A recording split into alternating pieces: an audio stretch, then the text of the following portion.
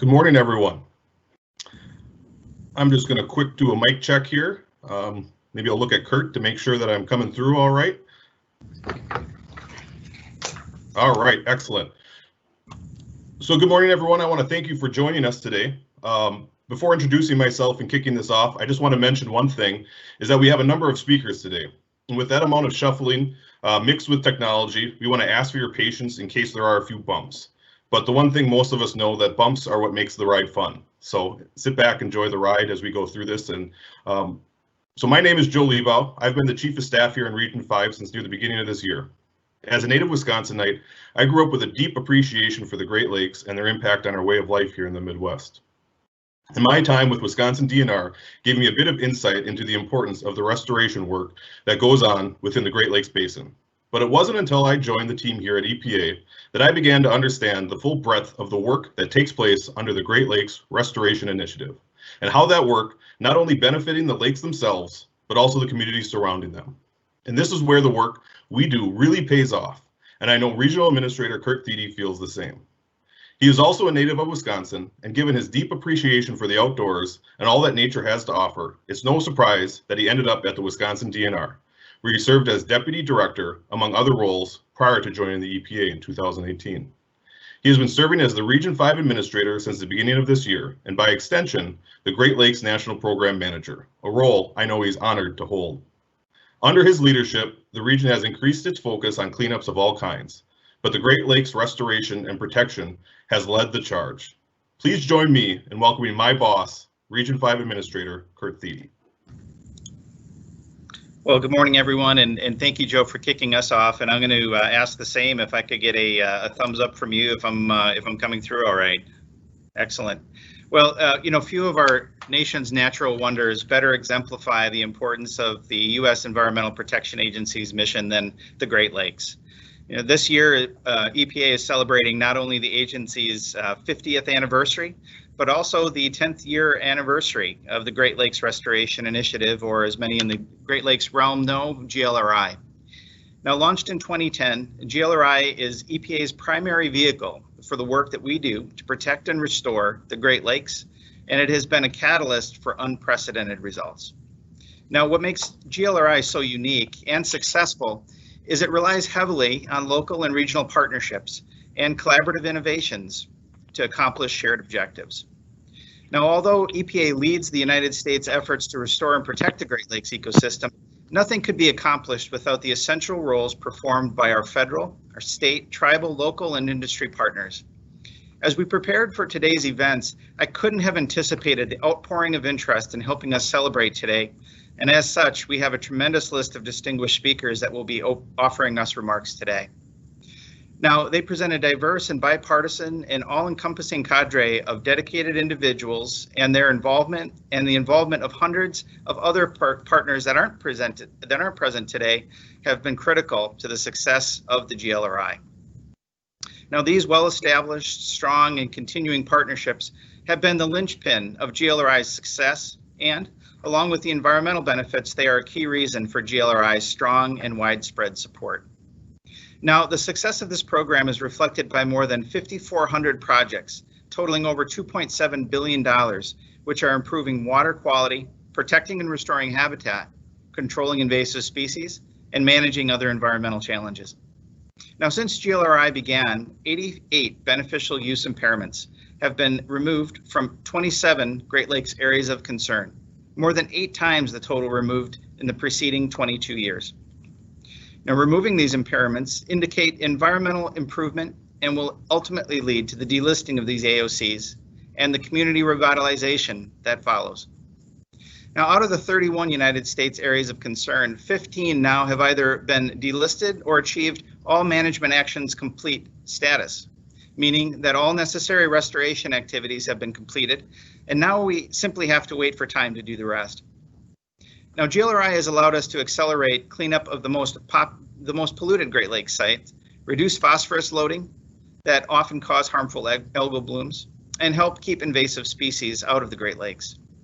Given that the Great Lakes represent the largest surface freshwater system on Earth, provide drinking water for more than 30 million Americans, support more than 1.3 million jobs, and generate over $80 billion in wages every single year, the importance of our success cannot be understated. Now, the preservation and protection of this binational treasure has been a top priority for the Trump administration, and EPA is leading efforts to restore and maintain the overall health and ecosystem of the Great Lakes watershed. And these efforts have resulted in real success. Just this past August, in partnership with Wisconsin and Michigan, EPA finalized the delisting of the lower Menominee River area of concern. Now, this was the 5th U.S. area of concern to be delisted and the first AOC delisting for my home state of Wisconsin. Now, EPA's strategic investment of GLRI dollars is key to building upon our agency's results in providing a cleaner, safer environment and fueling our nation's historic economic growth for the citizens who proudly call the Great Lakes region their home. That's why Administrator Wheeler established the first ever Great Lakes Trash-Free Waters Grant Program. And this year, we awarded 7 grants totaling almost $2.1 million to support community efforts to clean up trash from the Great Lakes beaches and their water bodies. We also announced an upcoming second round of Great Lakes Trash-Free Water grants for $5 million. The request for applications should be going out just after the first of the year. Now, this round will focus on projects that use mechanical devices, vessels, and other technologies for cleaning up the trash from our Great Lakes harbors and waterfronts. Through this effort, we can further support communities as they clean up beaches and waterways so that the Great Lakes watershed will continue to provide habitat for wildlife, as well as drinking water and recreation for the tens of millions of people it serves long into the future. Now, another grant program that we are particularly proud of included nearly $11 million in GLRI funding for 20 projects that will reduce excess nutrients in the Great Lakes, including $1.8 million for the first EPA competitive grant opportunity specifically for innovative market-based nutrient reduction projects in the Great Lakes. Now, over the past year, we have also supported critical activities to help prevent Asian carp from establishing self-sustaining populations in the Great Lakes, including surveillance, removal, rapid response action, and the development of new control technologies. In fact, back in March, Administrator Wheeler sent a letter to the chairs of the Congressional Great Lakes Task Force outlining EPA's co-chair role and enhanced focus and involvement in the Asian Carp Regional Coordinating Committee. And in October, EPA and our partners, including the U.S. Army Corps of Engineers, Ohio Department of Natural Resources, U.S. Fish and Wildlife Service, we all announced the completion of the Ohio Erie Canal project, closing one of the remaining potential pathways for Asian carp into the Great Lakes Basin. Now, through implementation of EPA Administrator Andrew Wheeler's Great Lakes Action Plan 3, released in October of 2019, we will continue restoring and protecting these ecological gifts. The plan outlines areas of focus and many of the steps EPA and our federal and non-federal partners will take over the next 4 years and will allow us to accelerate the great work we've done to benefit the region. And with the administrator's newly reestablished Great Lakes Advisory Board, exploring the various charge questions we have tasked them with, we are even on a stronger path towards carrying out Action Plan 3. Now, as mentioned, we are joined today by a number of our partners, and we are now going to hear a little bit about their experiences working to protect and restore the Great Lakes over the past few years. If everything's working correctly, our first speaker will be Congressman Pete Stauber. I had the opportunity to tour the St. Louis River estuary with Pete earlier this year, and on a blustery day aboard EPA's Duluth Laboratory Research Vessel, we also announced an award of $5 million to the University of Wisconsin-Superior for innovative ballast water research, which the director of the Water Research Initiative described as a game changer, to the important issue of ballast water management as a vector for invasive species on the Great Lakes. Congressman Stauber proudly represents Northern Minnesota's 8th Congressional District. Please join me in welcoming Representative Pete Stauber. Congressman?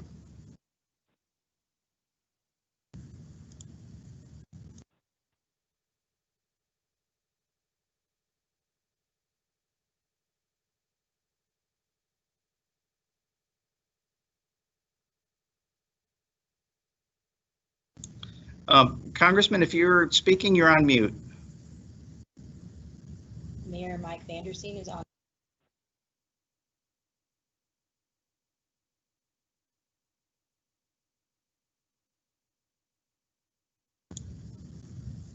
All right, we seem to be having some difficulty connecting in Congressman Stauber. I'm just going to offer one more opportunity to see if we can connect him in. Hello? Hello, Congressman Stauber here. Oh, hey, Congressman. Thank you. We can hear you. We can hear you now. Oh, great. How are you doing this morning? We're doing well. Thank you, sir. Yep, we can hear you. But I want to, I just want to thank you all for allowing me to be a part of the Great Lakes, the GLRI celebration. It's, I appreciate the work we've done. I appreciate this administration's support that benefited the Great Lakes, and I'm just glad to join you all today. I want to say this, that I'm glad to be here today, and thankful that this administration shares our commitment to keeping the Great Lakes clean. As you know, I was born and raised on the shores of Lake Superior in the beautiful city of Duluth. We call the shining city on the hill. Lake Superior, along with the other Great Lakes, are the national treasures and are key pillars of not only our district, but other districts in the Midwest. And as you know, my district that I represent is home to the largest and most inland Great Lake port, the Port of Duluth. That's how we ship our iron ore and other commodities produced in northern Minnesota to their next destination on the supply chain. And you know, on top of that, the Great Lakes have been the backdrop for countless special memories for me in my life and many of my constituents. My wife, kind of on a side note, when she first arrived back from Iraq after serving our nation, she arrived late one evening, and the very next day we had to go out to Brighton Beach, which is just on the outskirts northern part of Duluth, and we had to go swimming in Lake Superior. And yes, it was in September, but she needed to see that water. So the pristine, protecting the Great Lakes and the pristine waters has always and will always be a priority of mine, and I know it'll be a priority of all of you celebrating the GLRI this morning. You know, because of my love for the Great Lakes, I joined the Congressional Great Lakes Task Force immediately after arriving in Congress, and my great Democratic colleague Marcy Kaptur of Ohio is a great leader of that caucus and has the same goals that I do. And as you know, I also introduced and helped advance the Great Lakes Restorative Initiative Act of 2019, which increased the GLRI by $175 million per year. Extremely important for us to, you know, make sure we invest in our Great Lakes and the clean water. And you know, we have not only the Duluth Harbor, but the St. Louis River estuary that we're cleaning up in our own harbor there. And it's both an economic, it's the right thing to do, but it's both an economic development, not only on the water, but around and near the water, with trails and places to launch our canoes and enjoy, you know, the Great Lakes. You know, the implementation of these grants that are throughout the Great Lakes are they benefit their several AOCs, or areas of concern, as I talked just moments ago about our St. Louis River and really the tip of the arrowhead. As you know, that in northern Minnesota, mining is our past, our present, and our future, and our taconite leaves the Duluth Harbor for destinations down to the steel mills. It's a huge economic opportunity. So making sure the navigable waters are dredged and safe, and you know, we work with the ballast water treatment. Those are all parts of investments that we you know, that we support, and I will continue to support the investments into the ballast water in particular. We have to maintain and keep aquatic invasive species out of our Great Lakes, and in some cases near the Ohio River, as you all know, there's some cases where we're very close to not allowing some species to come in that aren't good and healthy for the Great Lakes. So that investment that we're pushing with the Great Lakes Caucus and others is extremely important, because those lakes are the economic engine, a big part of the economic engine for the Midwest. They serve not only as economic drivers, but really family memories and vacations and boating and recreation, which are all big parts of our economy. So, and I'm grateful to Administrator Wheeler and this EPA for their steadfast commitment to preserving the health and the vitality of the Great Lakes. I'm very, very proud of what we have done and what we will continue to do, because we know there's a lot of work to do, a lot of initiatives and investments that we need to put forward. But from this member of Congress, you have a great supporter in the GLRI, and you always will, as long as I will be given the privilege to serve in this capacity and beyond. So I just want to say I appreciate you giving me the couple minutes here, and just know that Pete Stauber is a champion of the Great Lakes and the GLRI celebration. And for those of you who don't know, I actually went to school at Lake Superior State University in Sault Ste. Marie, Michigan. So I was born and raised on the western tip of Lake Superior, and I went to school on the very eastern tip of Lake Superior, and I saw the benefit of a healthy Great Lakes, watching the Sulaks to bring those Lakers through, and the recreation and the boating that takes part throughout not only Lake Superior but the other lakes. So with that, I will just say be well, take care of your families, and I appreciate everything we do to ensure that the Great Lakes are taken care of and remain vibrant, pristine, and clean. Take care, everyone, and have a great holiday season. Bye-bye. Well, thank you so much, Congressman, for your remarks and for your leadership and being a fantastic spokesman for the folks of northern Minnesota and for Lake Superior as well. We are next going to hear from Representative David Joyce, who's co-chair of the Congressional Great Lakes Task Force.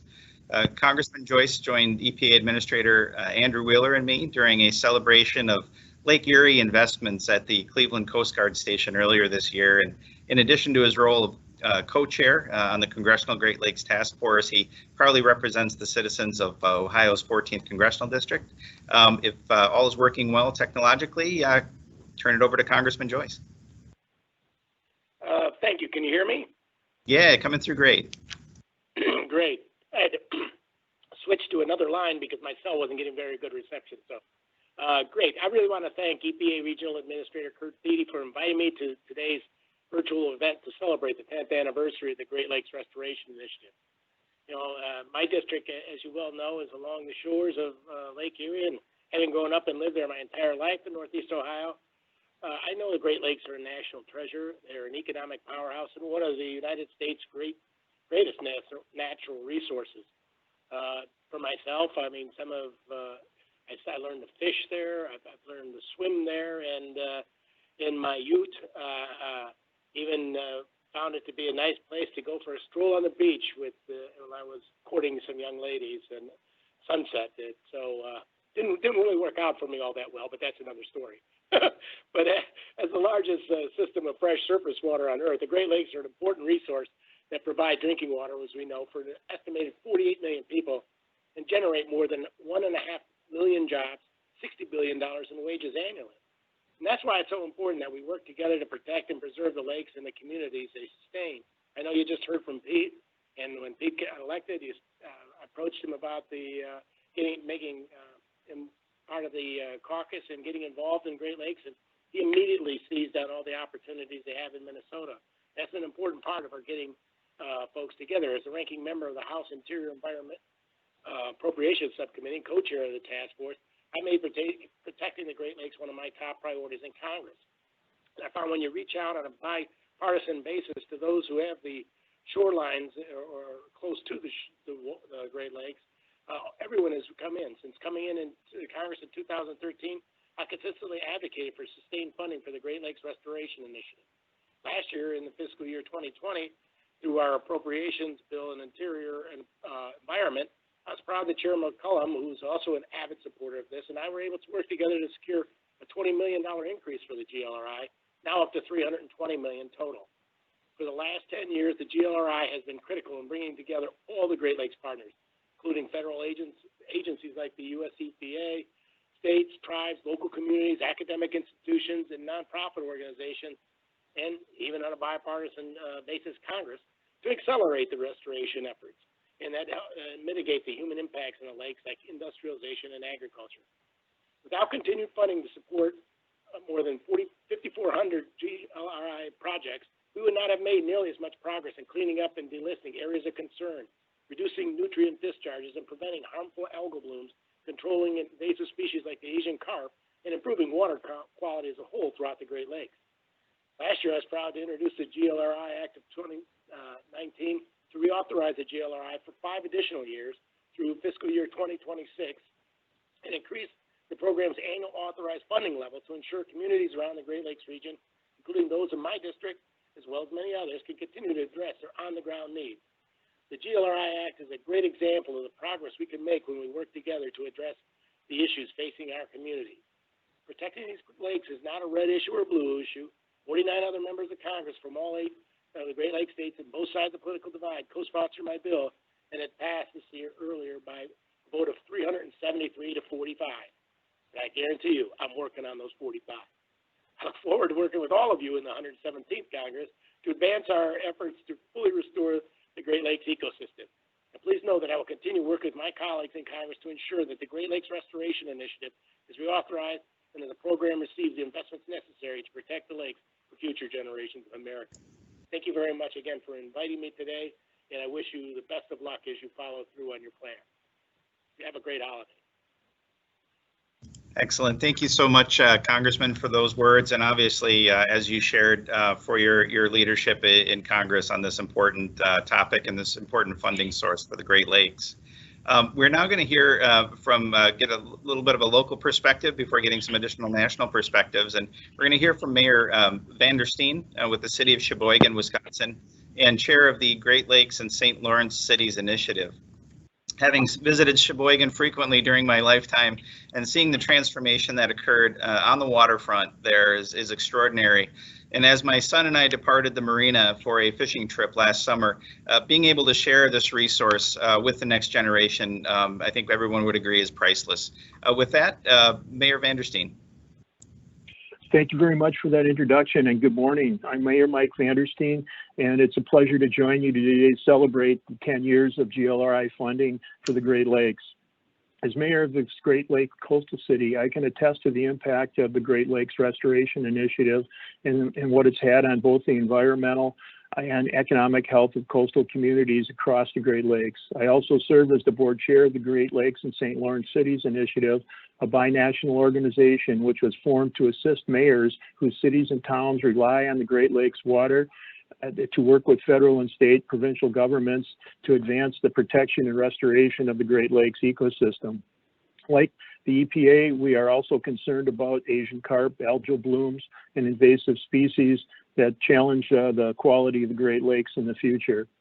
I'm the mayor of Sheboygan, Wisconsin, a city with a population of about 50,000 people, located on Lake Michigan, about 60 miles north of Milwaukee. The Sheboygan River runs through my city and empties into Lake Michigan. It was designated as an area of concern under the Great Lakes Water Quality Agreement due to pollution from industrial and municipal sewer waste and urban and agricultural runoff, leaving it heavily contaminated with PCBs, fecal chloroform, phosphorus, and nitrogen. This led to many of the environmental impairments that were common to areas of concern, such as restrictions on fish and wildlife consumption, the degradation of wildlife habitat. It also dampens people's interest in being around the river. For decades, the idea of swimming, fishing, or just doing about any recreational activity in the river was literally a joke for local residents. However, the river and the city of Sheboygan itself have seen major changes for the better in recent years. Much of it thanks to the $54 million that was invested in cleaning up the Sheboygan River under the Great Lakes Restoration Initiative. Strong partnerships among local, state, and federal agencies implemented 4 major contaminated sediment projects that remove PCBs, PAHs, heavy metals, and other contaminants, while also deepening the channel in the harbor and the lower river to allow for more boating activities. More than 400,000 cubic yards of contaminated sediment were removed. That's enough to fill approximately 20,000 dump trucks. Habitat was restored along more than 3 miles of shoreline, as well as within the river itself. Other pollution sources were addressed through wastewater treatment plant upgrades, agricultural practices to reduce soil erosion and runoff, and reduced phosphorus in detergents and lawn fertilizer. The recovery of the Sheboygan River ecosystem has been accompanied by economic revitalization in the city of Sheboygan. Residents are reconnecting with the river and harbor now that toxic sediments have been cleaned up. We've seen a surge in waterfront development projects, increasing interest in water-based recreation, and new interest from millennials who want to enjoy the benefits from the cleaned up river. The city's energy and its municipal planning is now focused along the river and the lakefront, and it simply wouldn't have been possible without the cleanup work that was supported by the Great Lakes Restoration Initiative. Restoration work continues, but the Sheboygan River is well on its way to being removed from the list of Great Lakes toxic hotspots. A 2018 study conducted by the Great Lakes Commission and the Council of Great Lakes Industries found that every dollar spent on Great Lakes Restoration Initiative projects from 2010 through 2016 will produce $3.35 in additional economic activity over the following 20 years. This documented regional impact of the program, showing that it's helping to revitalize local economies in addition to addressing the most serious environmental problems facing the Great Lakes cities. The study confirmed that we are seeing on the ground here in Sheboygan, and we are grateful to everyone who has made this possible. And I urge Congress and the President to continue supporting this important program. And thank you so much for the opportunity to join you today. Let me get off mute there and just say thank you again, Mayor, for your leadership there locally and for being able to join us and share your story with us all today. Next, we're going to hear from Great Lakes Advisory Board. This is the reestablished Great Lakes Advisory Board co-chair, Ms. Kyle Dreyfuss-Wells. Kyle has generously taken the opportunity to share Cleveland's innovative work on addressing water quality issues in her community with me on a couple of occasions. And now she has also selfishly given her time to co-chair the reestablished board. Ms. Dreyfuss-Wells, I'll turn it over to you. Thank you very much, Regional Administrator Thiede. Can you hear me okay? Yeah, you're coming through great. Thank you. Great. Well, good morning, everyone. It is a pleasure to be with you all this morning and to celebrate 10 years of GLRI success. I'm Kyle Dreyfuss-Wells. I'm the Chief Executive Officer of the Northeast Ohio Regional Sewer District in Cleveland, and it's great also to be on with Congressman Joyce, who has been such a great proponent of the Great Lakes. So the Northeast Ohio Regional Sewer District is a regional sanitary and stormwater management district serving the city of Cleveland and 61 suburban communities across 355 square miles of the Lake Erie watershed. And we are also home to the mighty Cuyahoga River and many other wonderful water resources.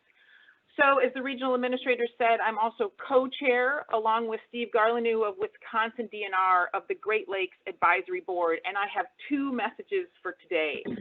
The first is that the Great Lakes Advisory Board is a smart, energized, and committed team working hard on Great Lakes issues. The board is a federal advisory committee established to provide advice and guidance to US EPA as the agency implements the GLRI and also the Great Lakes Water Quality Agreement. The board was recently reconstituted by US EPA, and we are well underway addressing the work before us. This includes looking at the issues of nutrients, looking at the next 10 years of the GLRI, and addressing invasive species. We have a diverse board representing interests across the Great Lakes with a strong focus on open dialogue, science, community involvement, and environmental justice. My second message is that the Great Lakes Restoration Initiative has had a real and sustained impact on Northeast Ohio. At the sewer district, we partner with communities, watershed organizations, and others to address the legacy of combined sewer overflow and impervious surfaces by focusing on rebuilding Northeast Ohio's urban hydrology. Our goal is to protect floodplains, wetlands, and open spaces where we can, and to restore hydrology in the built environment where we must. The GLRI has funded 2 projects advancing these goals in Northeast Ohio.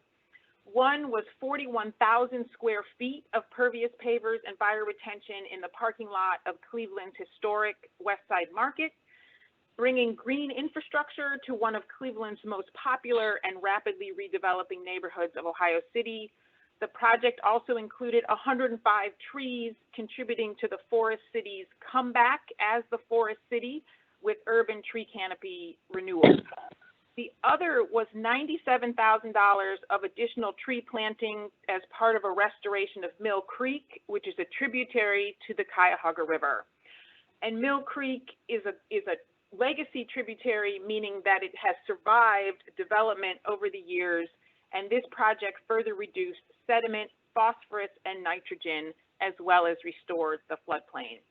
So the West Side Market project and the Mill Creek project are wonderful examples of the scope and scale of the first 10 years of the GLRI, and both of these projects show the innovation and sensitivity to local needs of the Great Lakes Restoration Initiative.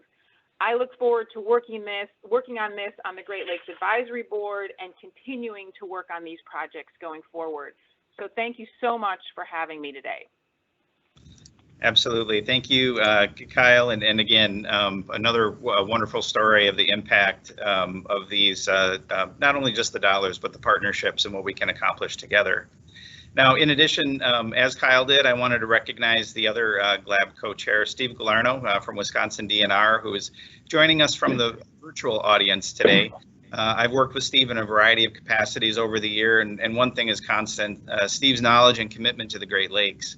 And I'd like to take this opportunity to thank Steve for his important contributions and commitment to protecting our Great Lakes. While most national programs are administered out of headquarters in Washington, D.C., certain GEO programs like the Great Lakes National Program are administered out of the regions, like here in Region 5 and the Great Lakes Program, which means great coordination must occur between the region and the headquarters office. And in this case, it's the Office of Water. And the only reason that coordination was so seamless over the past 3 years is due to the presence of Jess Kramer, who is the senior counsel in the Office of Water and our single point of contact in the Office of Water for all things Great Lakes. I want to take a moment and thank Jess for her enduring leadership and hard work in serving in EPA's Office of Water and advancing the health and protection of our nation's waters, including our magnificent Great Lakes. With that, I'm now please join me in welcoming Representative Fred Upton. Fred, as he prefers to be addressed, has participated in a number of Great Lakes events over the past year with myself and Administrator Wheeler.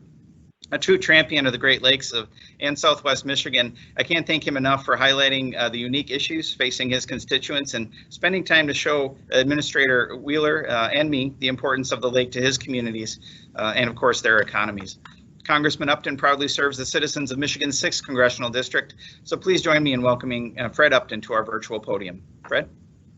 Well, thanks very much, Kurt. It is a pleasure to join with you, and as you know, we've spent a good number of times together, and Andrew Wheeler has been a personal friend way before he got the top job there. I'm one of those Republicans that indeed cares about the environment, supports the EPA and the mission that you have.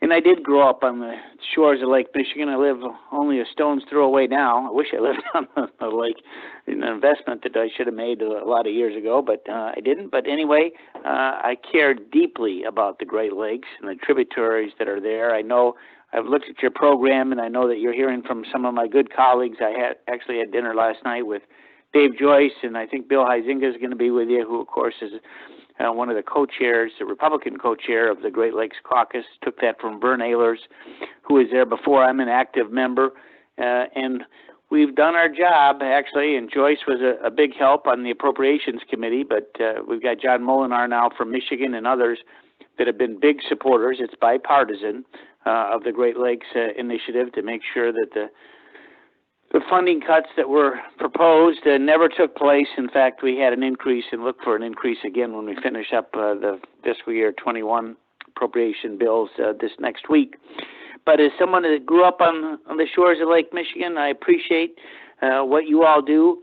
The GLRI, it is a big investment in the Great Lakes. I've been out there and captured some of the torpedoes that traverse Lake Michigan, measuring the water quality issues that are there. Kurt and I were actually on a Coast Guard vessel looking at shore erosion and high water levels and talking about ozone levels and a whole number of things over the last number of months. We've appreciated those visits.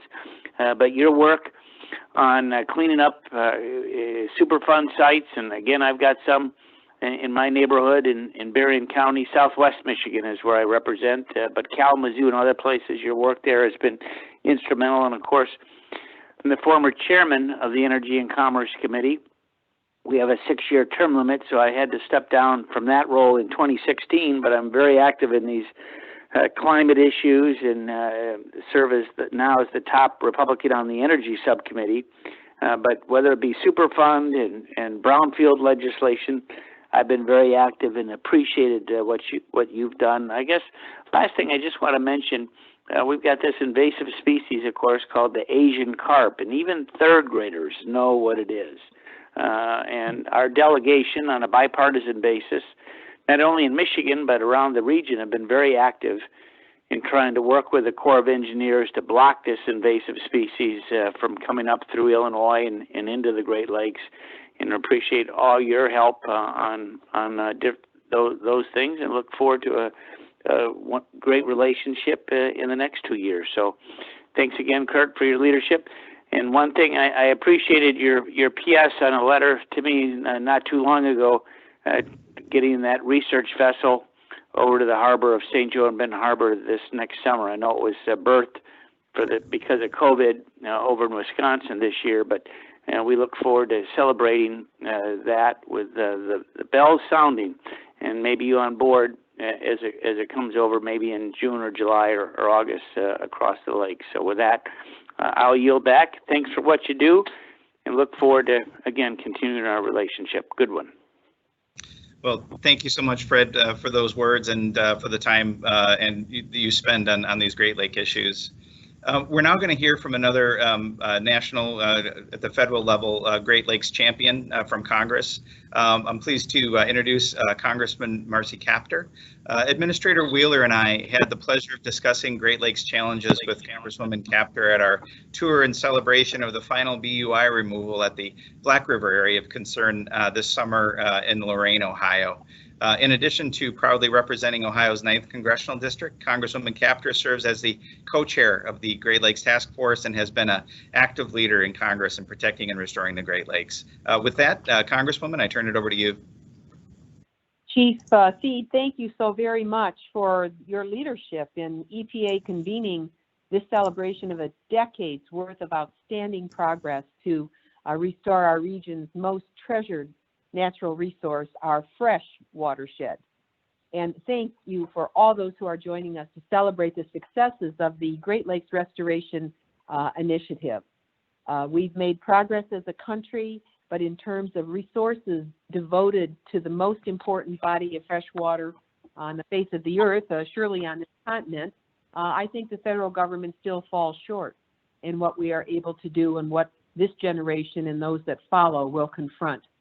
Wouldn't you know that as we celebrate today, National Geographic has just come out with their December issue, front page, beautiful picture, headline, Saving the Great Lakes, the irreplaceable fragile ecosystem holds 6 quadrillion gallons of fresh water that our planet needs to survive. I don't know if you made this happen, Chief Thiede, but it is a real tribute to those who've worked so hard to try to improve conditions across our vast region. Part of the reason we're here today is to celebrate a decade of success for all those who've been on the panel and those who will follow. And I think we in Congress are proud of ourselves because we've really made this a bipartisan affair.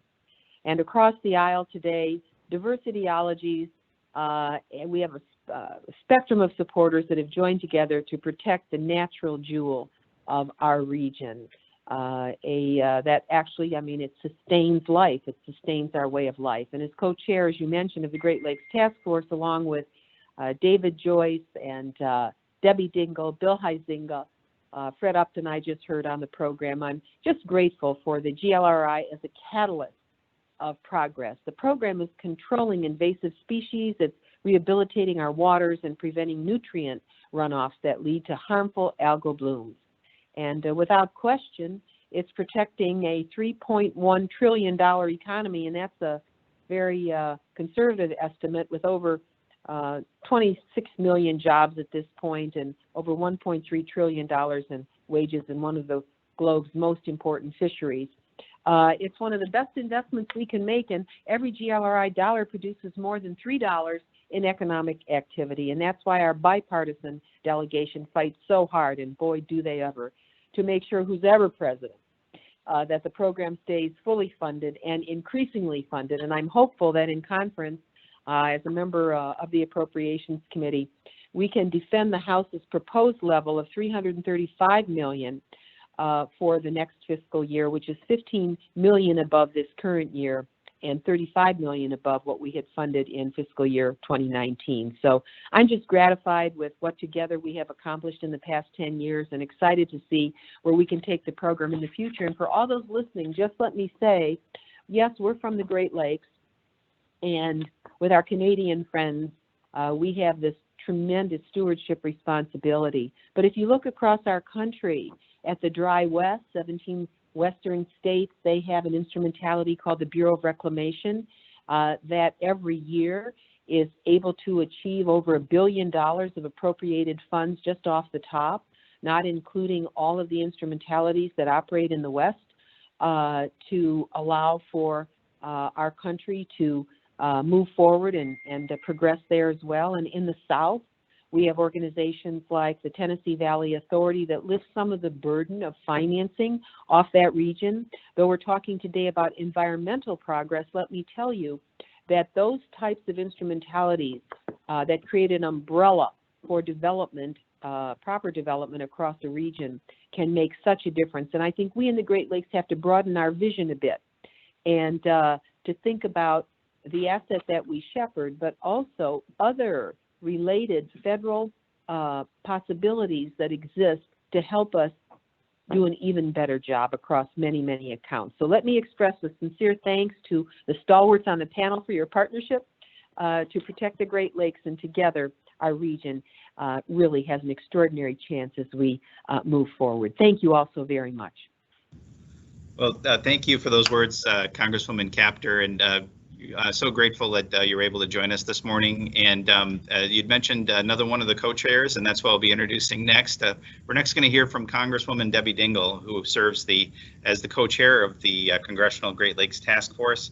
And as a lifelong Michigander, Congresswoman Dingle understands that there is no more important natural treasure than our Great Lakes. So with that, Congresswoman, I invite you to the virtual podium. Well, good morning, Kirk, and thank you. And I've actually been listening to everybody all morning, and I can't tell you how great it is to hear from our mayors who live in these communities, to Marcy, who's been my mentor and is really my neighbor. Like Erie connects into the Detroit River, and David Joyce, and Fred Upton's one of my best friends. We probably talk 5 times a day. So yes, bipartisanship is really alive and well, and I'll talk more about that. And then I want to tell you, I just want to thank EPA, and I know Charlie's going to be on later too, the Fish and Wildlife Service. You all do incredible work. You've been incredible partners. I think of even my husband today as we are celebrating these last 10 years and the importance of it. It's probably hard for anybody on this call to even imagine when many of the works were started, like the Clean Water Act back in the 60s, that, and John, my husband, my late husband, was actually the author of it, got widely denounced for introducing it because it would cost too much money, and none of us can imagine that these days. So it's really good now to celebrate the Great Lakes and the importance of the Great Lakes Restoration Initiative as we look back on these last 10 years of success.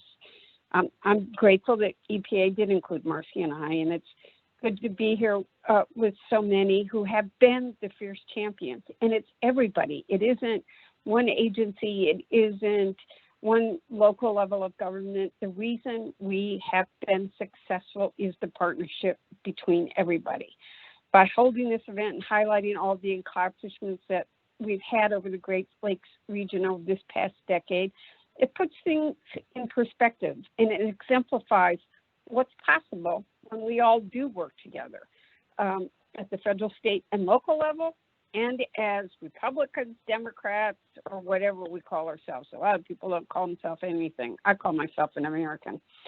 But I'm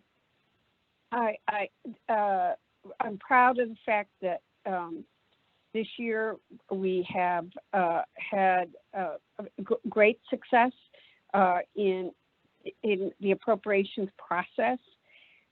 You know, here's the fact that the Great Lakes are an unparalleled natural resource that is about both our environment and our economy. But the waters bind us as a region, 8 states, 2 provinces, and 2 countries. And they provide drinking water for nearly 50 million people, and they're more than 20% of the fresh water in the world.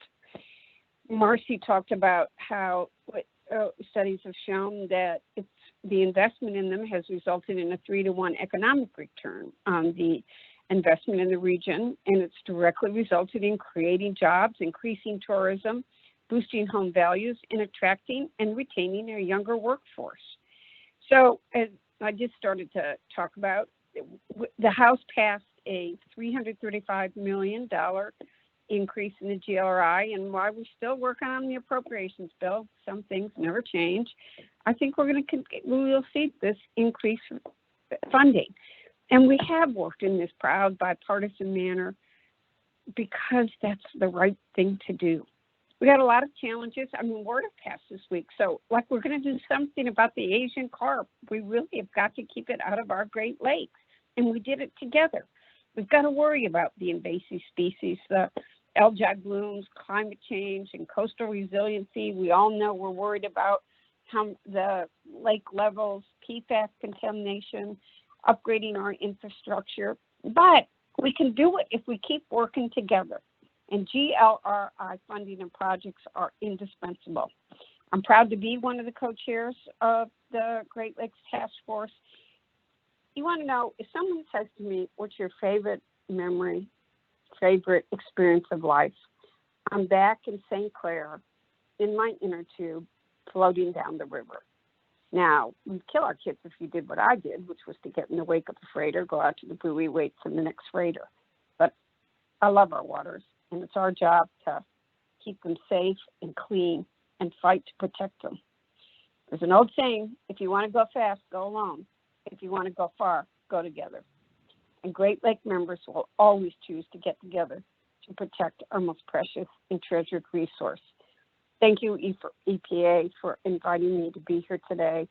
This is one of the most important things I do, and I'm proud to be part of this community. Well, Congresswoman Dingle, thank you for those heartfelt words. And, you know, you'd mentioned kind of the retrospective look at what we've been able to accomplish in this country and under EPA's leadership. As I'd mentioned at the outset, this is EPA's 50th anniversary, and we had a wonderful celebration from headquarters virtually last week. And today we'll be celebrating in Region 5 and making sure that we acknowledge just how far we've come with environmental protection and protecting human health here in our country. So thank you for again for joining and for your words. We're going to deviate just a bit here before we hear from our last congressional representative, and I'm going to go to Lila Fowler. She's the executive director of the Harbor District in Milwaukee. The Harbor District's project is a great example of what the upcoming second Trash-Free Waters Grant Program will be focused on, which is cleaning up trash from the Great Lakes harbors and waterfront. So with that, I'd like to introduce Ms. Fowler, and if you're able to join, I'll turn it to you. Super. Thank you, Regional Administrator Thiede. Can you hear me okay? Yeah, you're coming through great, Lila. Super. Good morning, everyone. My name is Lila Fowler, and I'm the Executive Director of a community-based nonprofit organization in Milwaukee called Harbor District, Inc. I'm so pleased to be joining you this morning to celebrate the progress that we've been able to make towards healthier Great Lakes in the last 10 years and the opportunities that we're creating for the future. I'm a transplant to the Great Lakes region myself. I grew up on another large body of water, the Pacific Ocean. And when I fell in love with a guy from Milwaukee, I had major misgivings about leaving my hometown of San Francisco. I feel sheepish admitting that I had no idea about the spectacular lake that I would find when I got here. Now I travel to work every day along that lake shore, and I get to see it on days when it's perfectly still and days when there's huge surf, overcast days when dark gray water blends into the sky, and days when the bright turquoise calls to mind the Bahamas. Looking out at Lake Michigan, I can certainly understand how generations of people didn't worry about its health. How could we possibly affect something so vast? And yet here we are. The mission of Harbor District, Inc. is to lead the revitalization of Milwaukee's Harbor District, the area around our port and industrial waterfront, by supporting a healthy business community, connecting people to place, and improving the quality of our natural environment. We know that the three aspects of our mission, the economy, community, and environment, must all work together to create a vibrant, healthy place.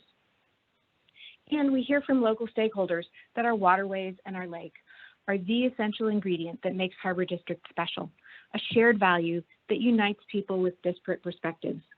Whenever we can, we use water as the connective tissue in our work, a way we can weave the three strands of our mission together. One project that I'm especially excited about is the cleanup of Milwaukee's area of concern. The tanneries and foundries that helped build the city were almost all gone by the time I moved here, but the contaminants they left behind are still sitting in our rivers, along with others that we've added in more recent years. The AOC cleanup aligns perfectly with Harbor District's mission. It supports Milwaukee's economic health by ensuring that our waterways can be used for commerce and tourism. It gives people a sense of pride in beautiful, clean rivers, and it rebuilds healthy ecologies through habitat projects. Personally, I've found it incredibly gratifying to be able to play a role in an endeavor that will have an impact for decades or likely centuries to come. Another project that Harbor District has been working on is addressing the trash that ends up in our rivers. As the water in our rivers has gotten cleaner since the Clean Water Act, Milwaukeeans have increasingly come back to the rivers. Restaurants now feature seating on the water, and boaters and even stand-up paddle boarders crowd the river on a nice day. Just as the water started to get cleaner, trash became more and more pervasive. About 5 years ago, I heard about a project in Baltimore's Inner Harbor, a device installed in their waterway to capture all floating trash. I knew right away that this was something we wanted to look into. Trash might not be the most dangerous pollutant in our waterways, but it has a lasting and very visible impact. It's hard to really appreciate a river when it's full of styrofoam cups and plastic bottles. We found that this was an issue that connected with a wide variety of people. Some you might expect, like boaters or the woman who owns the kayak rental business, but others you might not, like the company with the asphalt tanks in our harbor, who just like to keep their site clean. So over the past several years, we've been planning and researching this project. We got a commitment from a property owner willing to host the device, from our business improvement district to maintain it. We got proposals from firms that could build it for us. We got buy-in from our Department of Public Works to help with the trash removal. We recruited partners who could help us leverage the attention this project will garner to educate our community about larger water quality issues, like how people can reduce pollutants that are less visible but more harmful than trash. What we were not is the roughly $700,000 we would need to design and build the device, make site improvements, and get it installed. So we were really excited when EPA announced the Trash-Free Great Lakes program and thrilled to be the very first grant recipient. EPA's commitment of nearly $500,000 enabled us to immediately secure nearly $200,000 in matching grants, with more support to come. The project is already a source of excitement and pride for our community. We haven't even started building it yet. The challenges facing our Great Lakes are not trivial, and I don't want to suggest for a moment that a trash collector, or even an army of them, will fix these complex and profound problems. But prior to GLRI, motivated communities or groups like mine had very few resources at our disposal. Our area of concern had a remedial action plan that was updated every year, but for decades, there was little to no action to report. It was hard to feel optimistic that we could turn the tide on generations of damage. GLRI gives me the opportunity to implement projects that can change people's attitudes and expectations about what is possible for their local environment and their Great Lake. Thanks to EPA and your tremendous hardworking staff for your leadership. I'm looking forward to another decade of work. Thank you for having me today. Well, Lila, thank you so much for those words, and also thank you for joining us today. But not only today, I want to thank you again for joining Administrator Wheeler and I when we were in at the School of Freshwater Sciences in Milwaukee to celebrate this grant award, and I can't wait to keep an eye on this project as it continues. We've heard from local partners, we've heard from federal officials. Another one of our important partners that we're going to hear from next was referenced by Congresswoman Dingle, and that's a good friend of mine, U.S. Fish and Wildlife Regional Director Charlie Woolley. Charlie and I had a chance to release piping plover chicks at Sleeping Bear Dunes on Lake Superior earlier this summer, and those are the types of events that I think exemplify the importance of partnerships. And the presence and recovery of these species are, I believe, a barometer of our success in Great Lakes restoration and protection. With that, Charlie, I'll turn it over to you. Okay, thank you, Kurt. Can you hear me all right, Kurt? Absolutely, coming through great. Perfect, thank you. Well, Kurt, I'm going to reflect back just a little bit, back to 2005, under then President Bush and former EPA Administrator Mike Leavitt, who was the former governor of Utah. Both President Bush and Mr. Leavitt challenged us in the Great Lakes to develop a Great Lakes regional and collaborative strategy to restore and protect the Great Lakes. Now, this is back in 2005. We took that challenge. We met with leadership from EPA, particularly from Mr. Leavitt. 1,500 people got together over the course of a year. And I know you were involved in that with your role with Wisconsin. And we developed a strategy to help start restoration of the Great Lakes. Luckily, we had that strategy in 2010 when the Obama budget provided $475 million to start Great Lakes restoration. Before that, as you know, Kurt, we didn't have 2 nickels to rub together for significant restoration activities in the Great Lakes. We had that in 2010. And one thing that we in the federal government, who are practitioners out there doing restoration work, one thing we've taken a lot of pride in is spending that money wisely, going out and getting matching funds to spend it correctly, having oversight so that we make sure that we're spending the private dollars that taxpayers provide us for restoration activities wisely. We've had self-checks on ourselves. And I can assure everybody that money that has gone into the Fish and Wildlife Service has gone back to provide benefits for the American public with the GLRI funding we've got. We've been very protective of it. We've spent it wisely. We've been very responsible, and I'm very, very proud of that. Kurt, again, in 2010, we were so lucky to have aspects of the GLRI available for Asian carp work. 10 years ago, we had this threat developing down the Illinois waterway system. We had no base funding to deal with it. GLRI came along. It was a godsend. It's helped us keep Asian carp out of the Great Lakes. It's provided money to the Army Corps of Engineers for the electrical barrier in Romeoville, Illinois.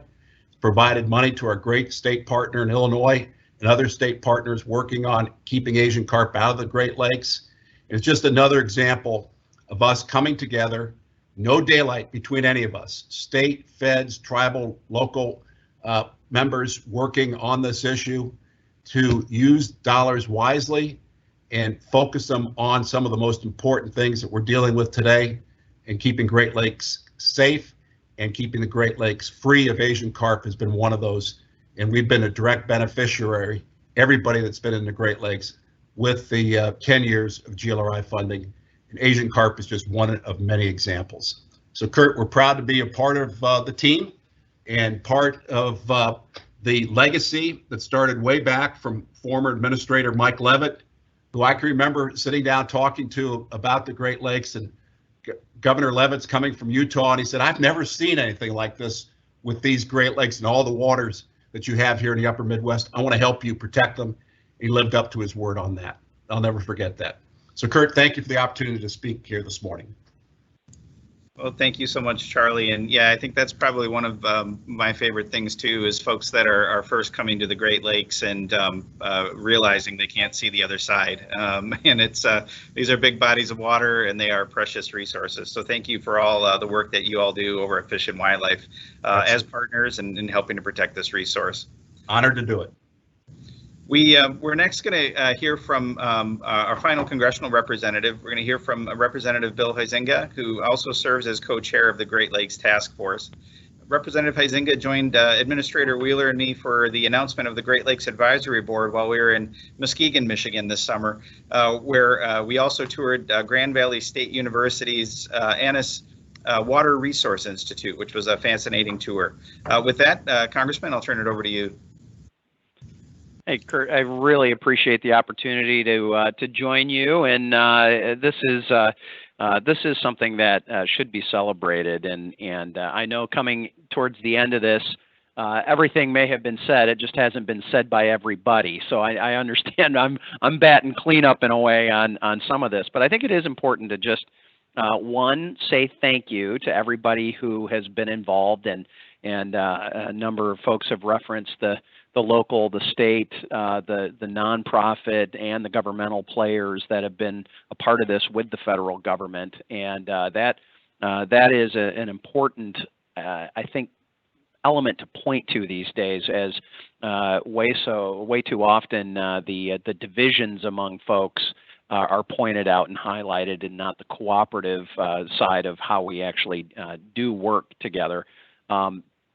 You know, as you had said when you and Administrator Wheeler had come to Muskegon, that's an area of my district right along Lake Michigan, and in fact directly across from Milwaukee. So Lilith and I can wave to each other as we stand in the harbors, maybe. Probably with telescopes, I would guess, as it's about 75 miles across there. But you know, we're neighbors, and what happens in Milwaukee has an impact in Michigan. What happens in Michigan has an impact in Wisconsin and throughout the Great Lakes system. And to identify these areas like a Muskegon that had tremendous growth in the industrial age. Really now, as we deal with the legacy of that success, this legacy cleanup that has to happen, we need programs like the GLRI. And the GLRI has provided $800 million in support for almost 1,000 different projects in Michigan. And one of the most notable ones that we've had is recently was the delisting of White Lake, which was an area of concern, and then also the progress in Muskegon Lake. And these have been significant to our area. 2 years ago, the EPA and Michigan Department of Environmental Quality, as it was called then, and the West Michigan Shoreline Regional Development Commission all announced the successful cleanup of a former oil refinery in Muskegon. And on that site, they removed 50,000 cubic yards of contaminated sediment, and that brought us one step closer to delisting Muskegon Lake as an area of concern. And earlier, in the last decade, the lake just north of there, White Lake, was the first in the Great Lakes to be delisted. So we've seen some real success. Now, the funny thing was, I actually happen to own a third-generation sand and gravel operation, and I had to explain to my staff how big 50,000 cubic yards was. How many? When I finally calculated it into the number of dump trucks that pulled sediment out, I think they understood the impact of this. And certainly, as was pointed out, Grand Valley State University in my district has been a leading voice. They've been partnering with NOAA, with the University of Michigan, and others that have been operating on the Great Lakes. And there's just some really good news that happens both economically and ecologically. And whether it's Grand Valley's study showing that there's an 11% increase in annual visits to Muskegon Lake, home values are going up due to the restoration of these lakes. Total value of recreation in the local economy is in the tens of millions of dollars. And in fact, in Muskegon County, where this had been going on, there was a 4% annual increase in spending in general. It's a place that people want to come to and return to. University of Michigan also did a study showing that every dollar of federal spending on the GLRI projects between 2010 and 2016 will produce $3.35 in additional economic activity in the Great Lakes region through 2036. So when I oftentimes talk about both the ecology and the economy of the Great Lakes, we can demonstrate that treating the ecology with the proper respect and attitude that it needs to have can benefit us economically as well. And that's a little different way of thinking about it than kind of in the old days, as Lilith was talking about this buildup of industry around it, and you kind of looked at it and said, how in the world can we possibly impact or contaminate something that big? And people treated it that way. Well, we know now that that had dire impact and severe consequences, and I'm just proud to be a part of this really truly bipartisan group of folks that have come together to support the Great Lakes Restoration Initiative and to support the Great Lakes in general. I know that my friend Debbie Dingle and my friend Marcy Capter and Fred Upton have been a part of this as well. And we all have our disagreements on lots of other things, but we come together in a way that I think has surprised two administrations in a row.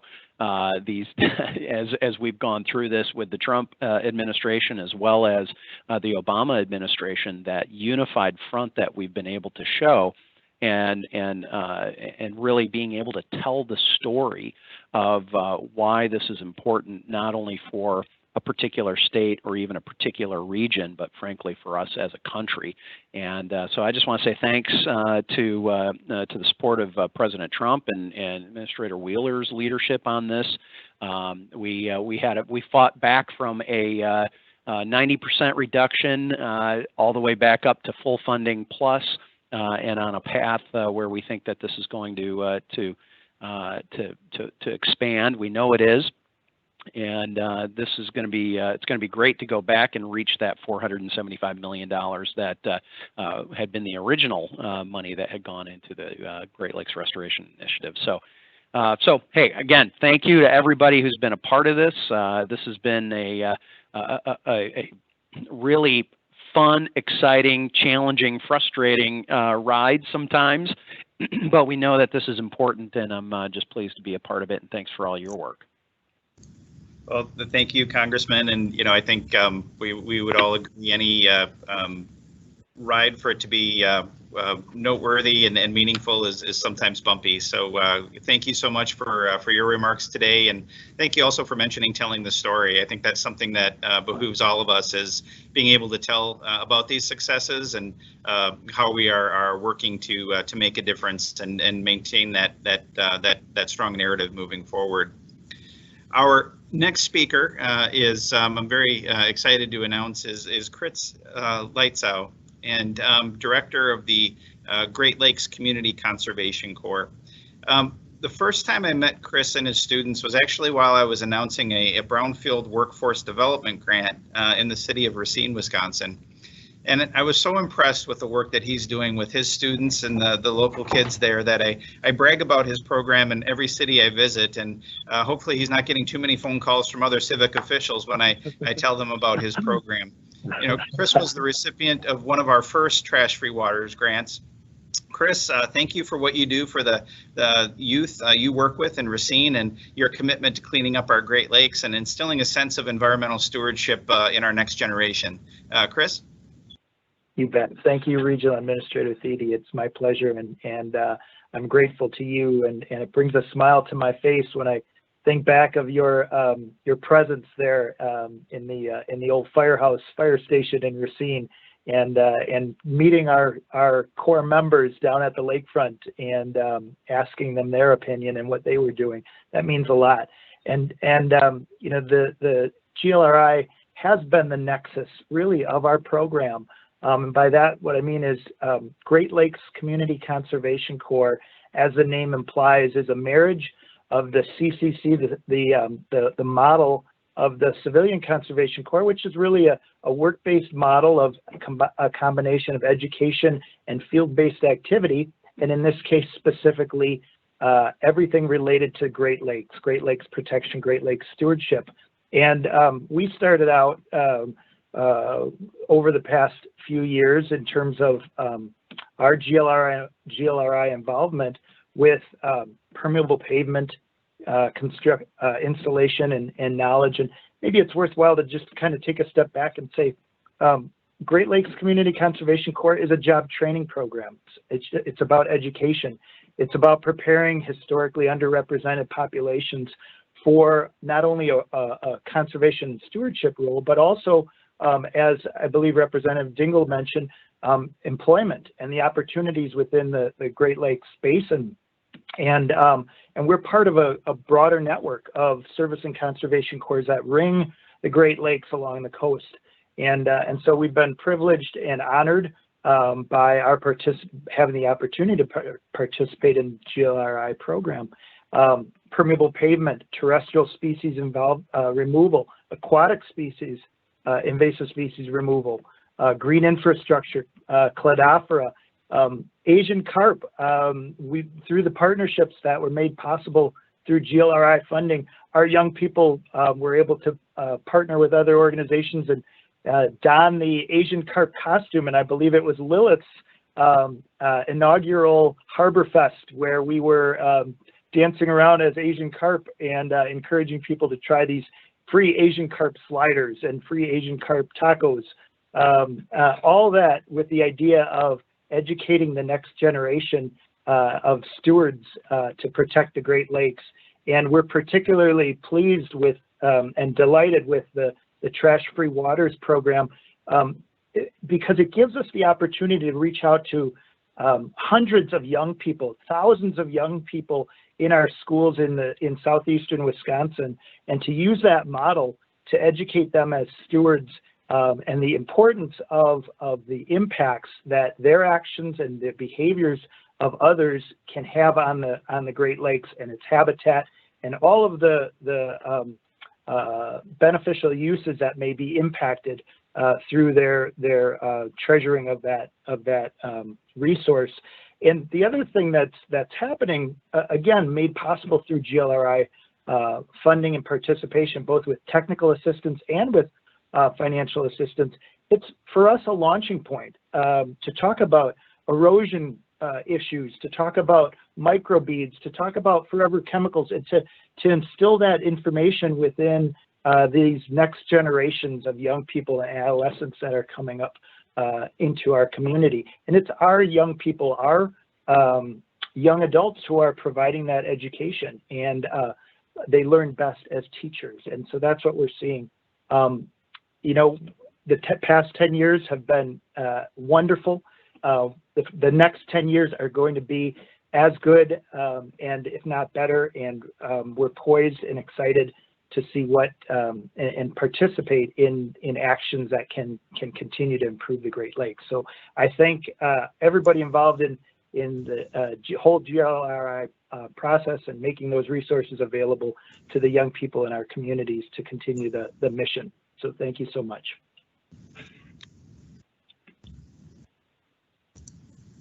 Absolutely. Chris, thank you so much for your remarks, and again for your tremendously impactful work and those children's lives up in Racine.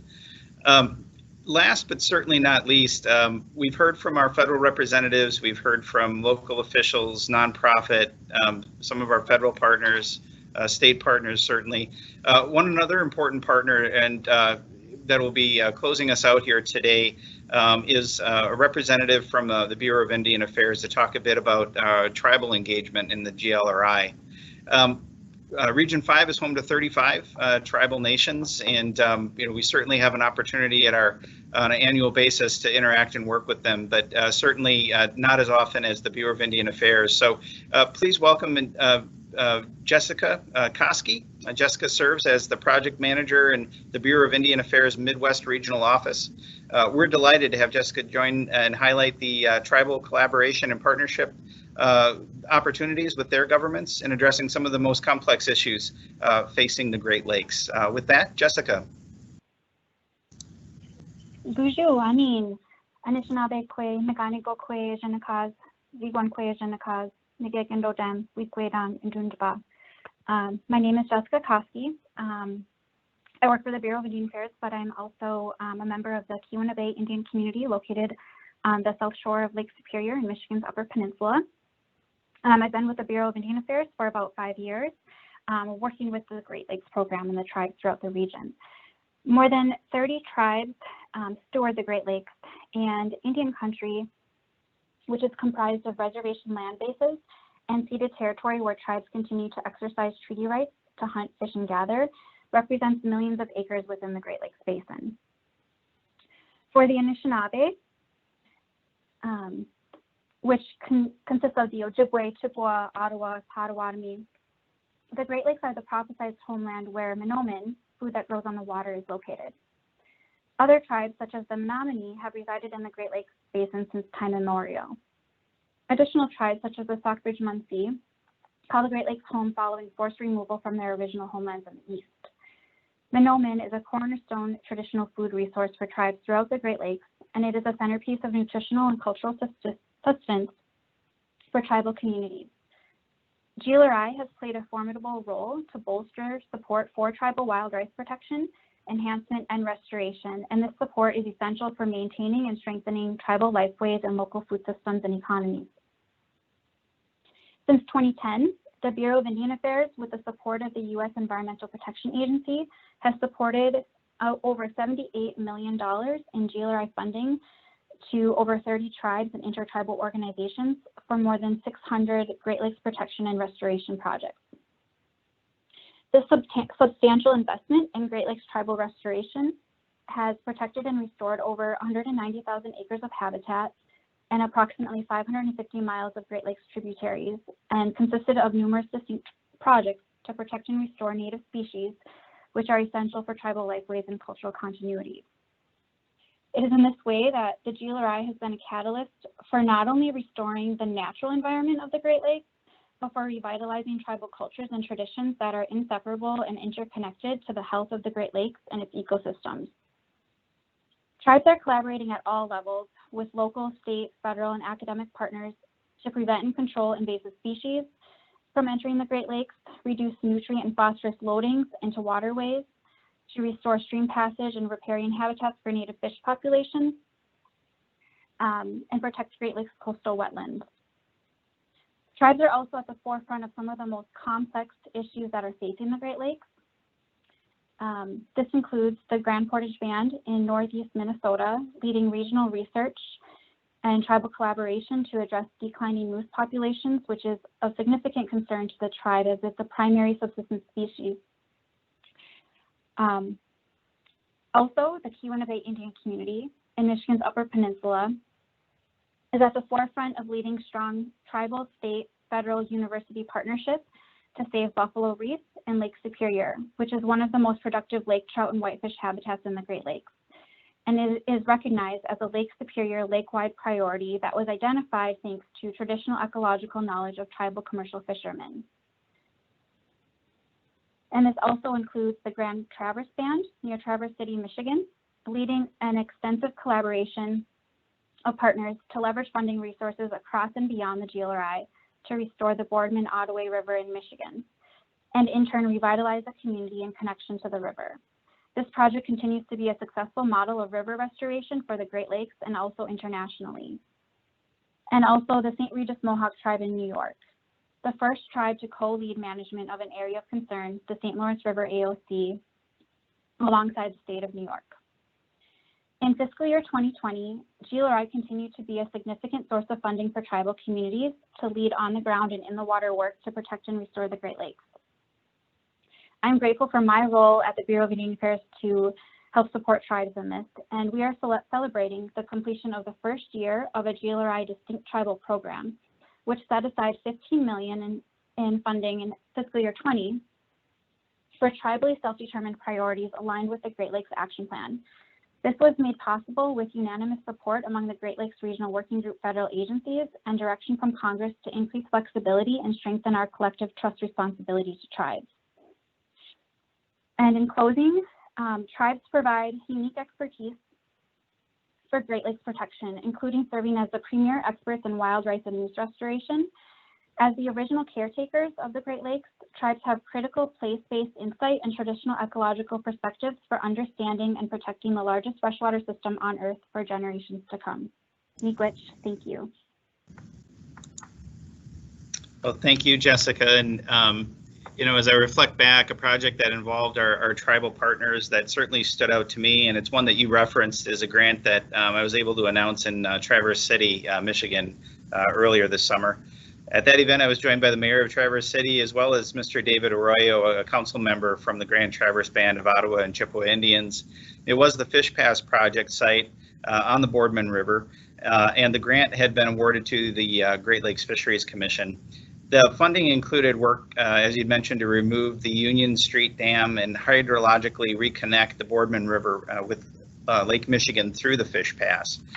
The story that Mr. Arroyo shared about the significance of this connection, restoring the natural flow of the river, was inspiring and had meaning well beyond the functional project to the members of his tribe. You know, I think it can be said about all of the stories that you heard today. We all have a meaningful connection to the lakes, and while we may have had different roles, the end result is undeniable. Together, we're making a difference. Now, before I close, I'd be remiss if I also didn't acknowledge the champions that go to work every day for the Great Lakes here at EPA, the men and women of the Great Lakes National Program Office. Under the leadership of Chris Korleski and his team, we crossed the finish line on an absolutely phenomenal year for the Great Lakes, all while navigating the challenges of a global pandemic. To Chris, his deputy, Todd Nettesheim, and his entire team, we challenged you this past year, perhaps like no other year, and time again, you rose to the challenge, met deadlines, and put your hearts and shoulders behind the most impressive and successful years under the Great Lakes Restoration Initiative. On behalf of myself and all of today's distinguished speakers, a heartfelt thank you. It's been an absolute honor to be able to promote your great work. Now, moving forward, our Great Lakes team and the rest of us here at EPA will continue to encourage partnership and innovation through projects that will help us further advance the progress that has already been highlighted today. In fact, I'm happy to announce the selection of Central Michigan University as the successful competitive applicant to receive $10 million of GLRI funding to monitor the health of the Great Lakes coastal wetlands. I would also like to announce the selection of Clarkson University as the successful competitive applicant to receive $5.9 million of GLRI funding that will be used towards a project to monitor legacy and emerging contaminants in top predator fish within each of the Great Lakes. We anticipate that it will be awarded, that we will be able to award both CMU and Clarkson University cooperative agreements once all legal and administrative requirements have been satisfied. Now, these grants and the projects they are funding will further our understanding of the Great Lakes Basin, and we are excited to partner with Central Michigan and Clarkson. Before I close, I just want to give a sincere special thanks. We tested the bounds of our technical capacity here today, and I want to give a shout out. While things may have seemed calm in my view here on the screen, I had a group of folks doing cartwheels in the background trying to make sure that our speakers were lined up and that the technology was working appropriately. So I'd like to give special thanks to Taylor Gillespie, Jeff Kelly, Alex Gerard, and Ilya Hartage here of EPA Region 5 for their hard work and helping make this event the success that it was. So in closing, America's environment today is cleaner than it's ever been in our lifetimes, and this has had a direct impact on the people we serve here in the Great Lakes region and across the country. We've achieved this through nurturing partnerships and seeking input from impacted communities, a cooperative approach at all levels. Together, we will protect and restore the Great Lakes while fueling economies and community revitalization efforts across the basin. Working hand in hand with these communities, we are demonstrating our ability to be great stewards of the environment while simultaneously unencumbering businesses from duplicative and costly regulation. Thank you for our federal elected officials for their continued support in Congress, and to our state, federal, tribal, and non-profit partners. Please keep up the great work. And thank you all for making today's event such a tremendous success. At one point, we had over 200 individuals viewing today's event and celebration, and I couldn't have asked for a better turnout or better participation and messages from our speakers. Thank you all for joining us today, and that concludes our event. Thank you.